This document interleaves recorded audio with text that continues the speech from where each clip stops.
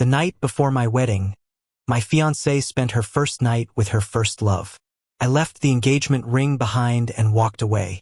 Before leaving, I left a message on their social media, wishing you two get back together soon. I'm stepping aside for you. The next second, my fiancé called, Richard, I just didn't want any regrets in life. Can't you stop being so old-fashioned? I replied, annoyed, now you're not my fiancé, so what does it matter to me?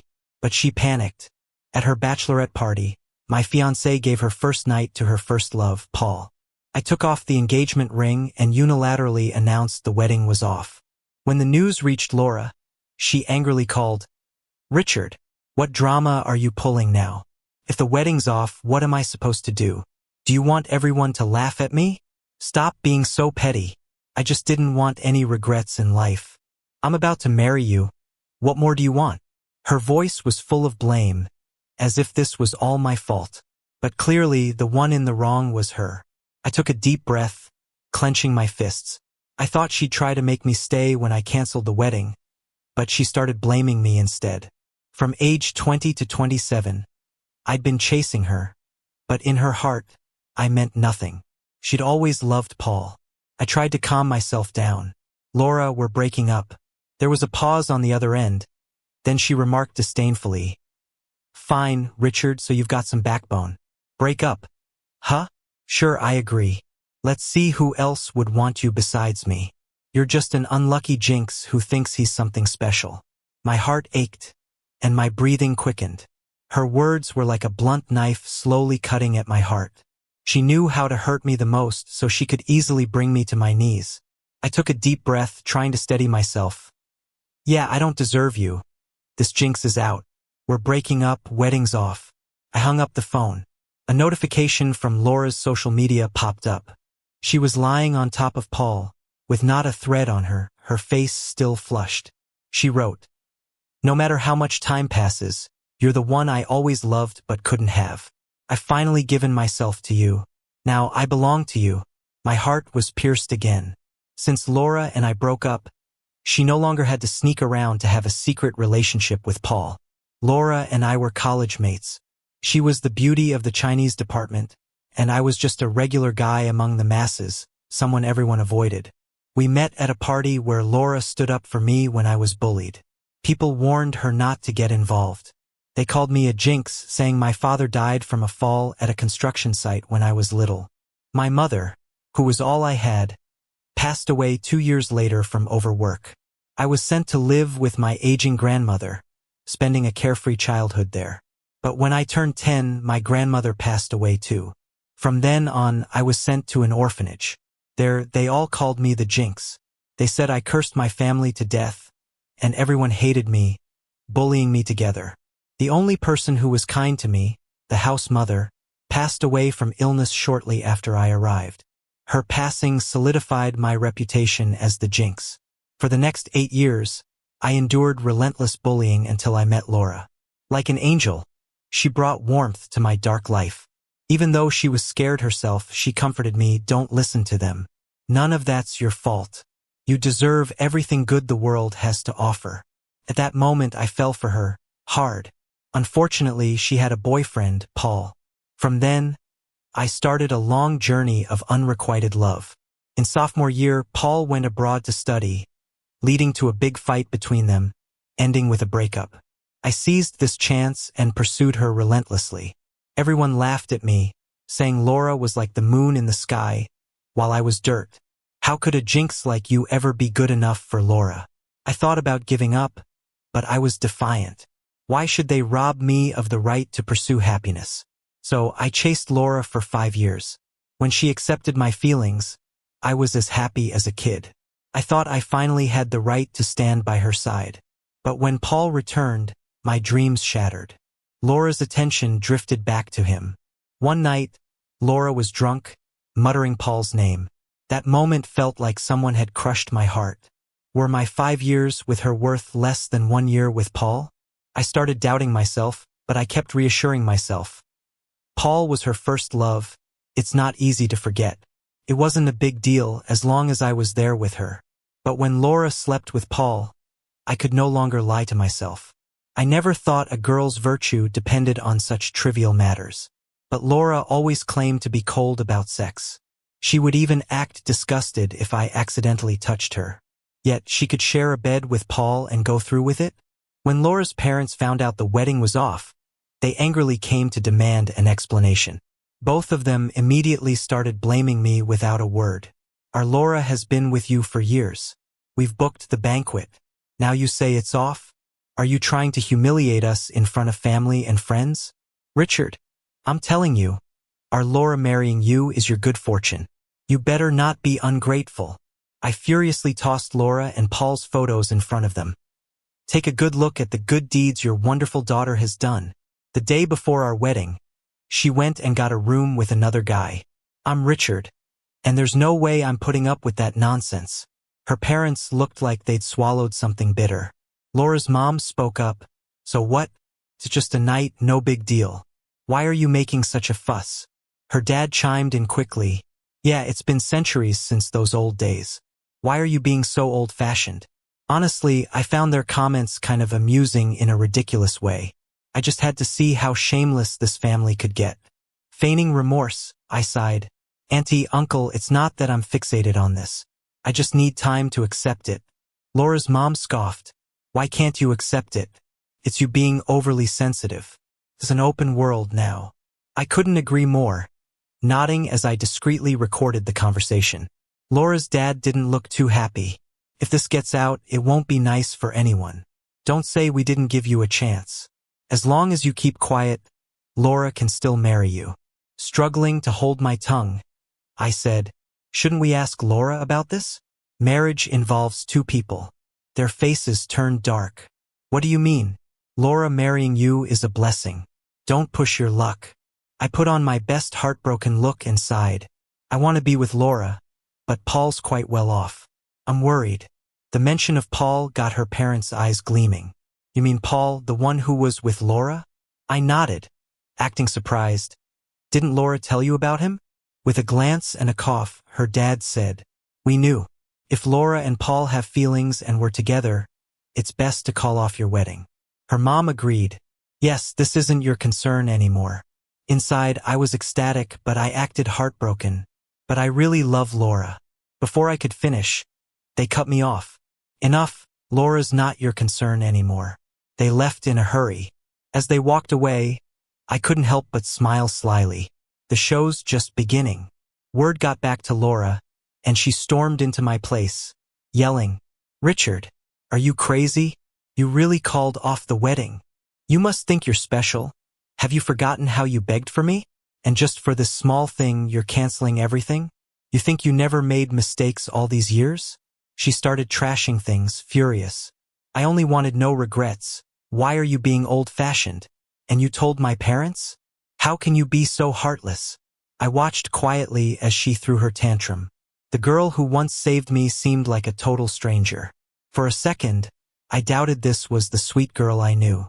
Or was she possessed? I chuckled at the thought. Crazy, huh?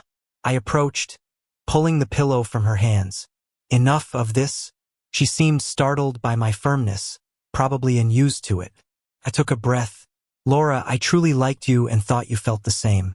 You said you didn't like being touched by others, so I respected your space. But now, you go and sleep with someone else. Am I a fool to you? She looked irritated. I said it was just to avoid regrets. Stop dwelling on it. I sighed, feeling exhausted. You know if that's the truth better than I do. I'm not keeping score, but don't push things to the point of no return. You're just old-fashioned. That hit me hard. To her, spending the night with someone else was no big deal. My hurt feelings seemed insignificant. I suddenly remembered the night she accepted my proposal under the fireworks. She promised to love me. Her eyes only had me in them. But now I'm not the one she loves. Since Paul came back, her heart's somewhere else. As I looked at her, I felt a deep fatigue. I should have known a guy like me wouldn't keep something so beautiful. Laura, we should break up. It's better this way. Let's end this, I'm tired. She laughed coldly. Fine, Richard. Break up it is. And like that, our wedding was off. I focused on work, lost touch with her. Until she and Paul got serious. She called me to a cafe, boasting about her life. I wasn't interested but needed clarity. So we met in a cafe. As I arrived, I spotted Laura decked out in designer labels. Seeing me come over, she gave a smug smile, but I ignored it and sat right across from her. Once I sat down, she casually stirred her coffee with a spoon and said, "Richard, I'm with Paul now. Once I have his baby, I'll be Mrs. Paul." She looked at me with disdain. Feeling regret yet? I didn't care for her smug look. So I asked, "Weren't you the one who said you were frigid? How come you're okay with Paul now? Is it because he's paying you?" Laura's face went pale with anger, and she reached to slap me. But before her hand got close, I caught it firmly. She struggled against my grip, cursing, "Richard, you jerk. Let go of me." I let go of her hand, controlling the urge to hit back. "Just tell me why?" Seeing my expression, Laura suddenly laughed. "Ha! Richard, you're such an idiot. You fell for that clumsy lie. I'm not frigid. I just find you disgusting. Who'd want to be intimate with a jinx?" Angry, I looked at her and then chuckled softly. "A jinx? But weren't you engaged to this jinx? How are you any better?" Hearing that, she slammed her coffee cup down, spilling onto my sleeve. She shot me a disdainful glance. "You thought I was with you because I liked you? Get real. Nobody likes a jinx. Paul wanted me to find someone who liked me. Otherwise, I'd never choose you. You actually thought you could charm me?" With a contemptuous smirk, she added, "You should actually thank Paul. If it weren't for him, you'd never have the honor of being my boyfriend. Honestly, being with you made me sick every day." Her words slowly sunk in, leaving a bitter pain inside me. No wonder she always seemed so unhappy with me. To her, I was just a burden. But why me? She had many admirers, so why me? Laura seemed to catch that confusion in my eyes. "Don't think too much. I picked you because you're needy and dumb." The last hope vanished in my heart. I was completely done. After Laura and I broke up, my buddy Mike, who I started a studio with, joked about celebrating my escape. We were sitting at a street-side barbecue stall, eating skewers and downing beers. After a few drinks, Mike slung an arm around my shoulder. "Congrats on getting out of a toxic relationship." I chuckled with him. "Even you noticed?" He rolled his eyes. "Anyone with eyes could. You were just too close to see it." I looked up at the bright moon, Laura's face still in my mind. She used to be so nice. Mike looked up too. People change. We all move on eventually. That night we drank a lot. In my drunken haze, I saw Laura again. She was stunning in a red dress, like fire, beautifully out of reach. She smiled, reaching her hand to me. "Hey, don't listen to them. It wasn't your fault. You deserve all the good things in the world." I tried to reach for her hand, but then she appeared in someone else's arms. Mocking me? Who'd want to be with a jinx? I woke up in a cold sweat, checked the time and messaged Mike. Talked about leaving a city and heading to F City. I'd always planned on moving to F City, but Laura wanted to stay in a city. So I stayed with her. But now, with nothing holding me back, there was no need to stick around a city. Unfortunately, there were some unfinished business ties in a city. It wasn't the right timing. "Richard, we've just got a new project here. It might take another 6 months, Mike said apologetically over the phone. I reassured him with a laugh. "No problem. The project's important. We can move later." So I stayed a while longer in a city.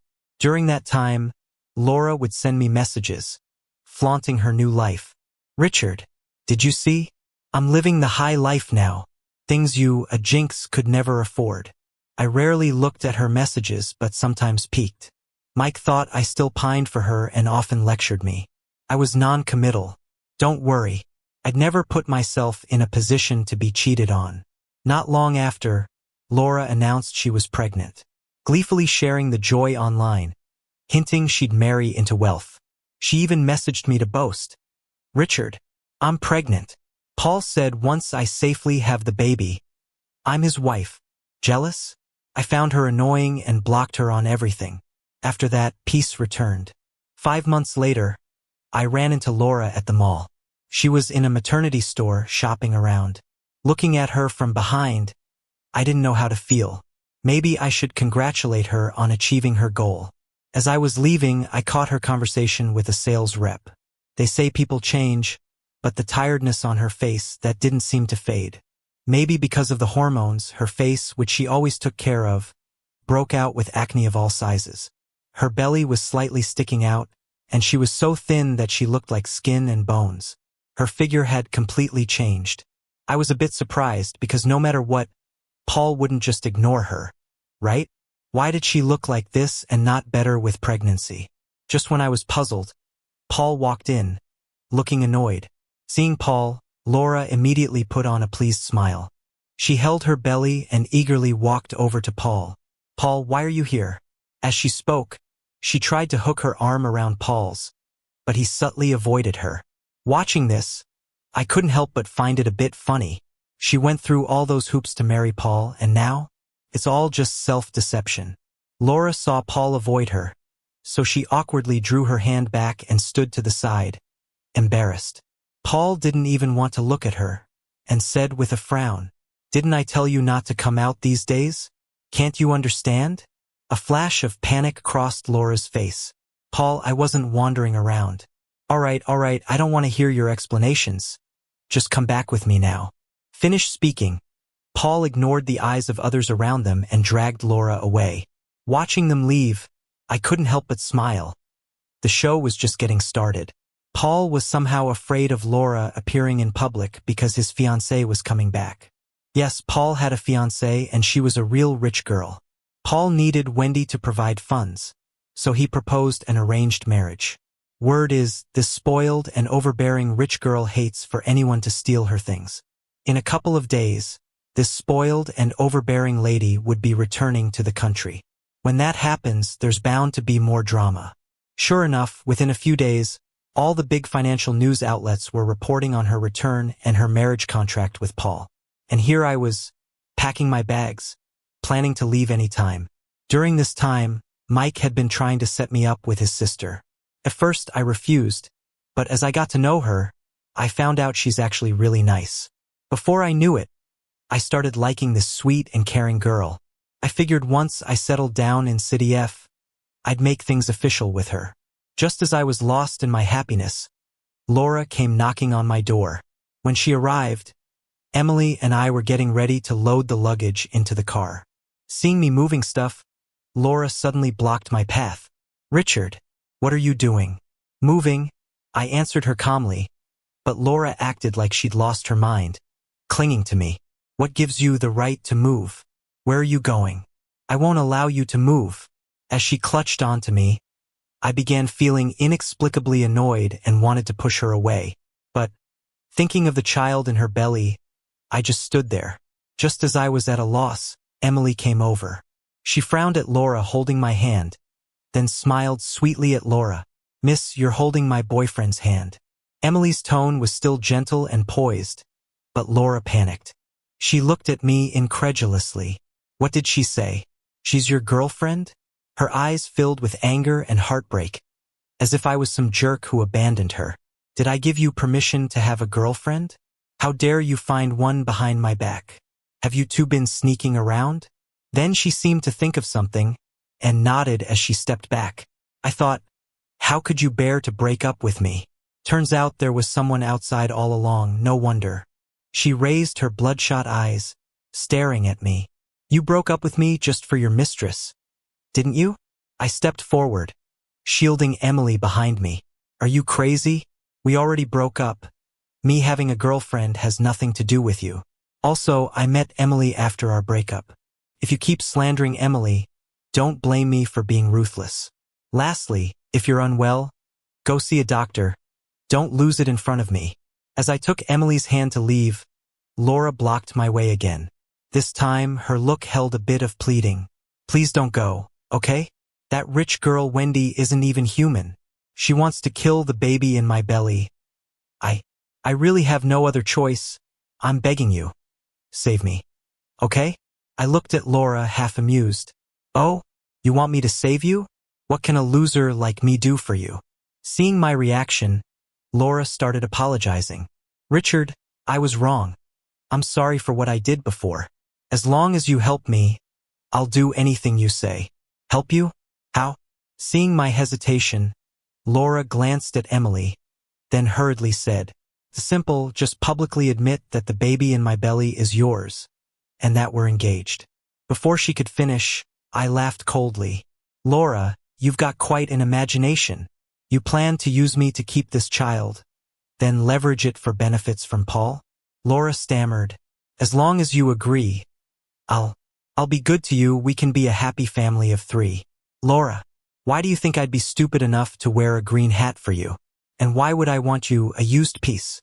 Laura, I'm patient, not stupid. Maybe she was shocked by my words, or maybe her last hope was dashed. Laura stood there, dazed, for quite a while without reacting. I took Emily's hand, bypassed Laura, and left. I thought it would all end there, but I underestimated Laura's nerve. To keep the child, she publicly claimed the baby was mine. She posted a sob story on social media, and loads of people who didn't know the truth bombarded my account.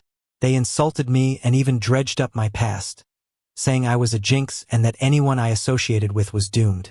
Because of all this, people started telling Laura to dump me, calling me a jinx. Laura put on her heartbroken act, saying she'd always wait for me no matter how much I change, just hoping I'd come back. I was amazed by her act. Suddenly, she became the brave and kind single mom, while I was painted as this jerk who abandoned his wife and kid. People even showed up at my doorstep, demanding I give Laura an explanation. But I had already moved out, so they started camping outside my office. Seeing the angry mob downstairs, I called the cops. They arrived quickly and scattered the crowd. Riding this wave, Laura started live streaming and made a ton of cash. I decided it was time to turn the tables. I released a recording of a conversation with Laura's parents. The recording revealed that Laura had been with someone else the night before our wedding, also showing her parents' greedy nature. This revelation shifted public opinion in my favor. Laura freaked out, accusing me of faking the recordings. But not many people believed her, so she got her parents to clear her name. Things were just calming down when I dropped another bombshell. Surveillance footage and recordings from a cafe. In the video, Laura's voice was crystal clear. Richard, she said, I'm Paul's woman now. Once I have his kid, I'll secure my spot as his wife. Did you think I was with you because I liked you? Please, who would like a jinx? You make me sick. Who would want to be with someone like you? This flipped everything upside down. All the hate I got was now aimed at Laura. To prevent more drama, I handed over the recordings and evidence to the police. I filed charges against Laura for defamation and personal attacks. Meanwhile, those accounts that slammed me the hardest got served with legal notices. They all wanted to settle, but I refused. Soon, the police summoned Laura, but being pregnant and having done no real harm, they couldn't do much. They just held her for a few days before letting her go. That was fine by me. I wasn't trying to get her jailed. I just wanted to prove Paul was the father of her baby. For those defamatory accounts, though, they faced account bans, fines, and possibly jail time. Emily was annoyed Laura got off easy, grumbling in front of me. Why did she only get a few days? Does being pregnant make her untouchable? I chuckled and tapped her nose.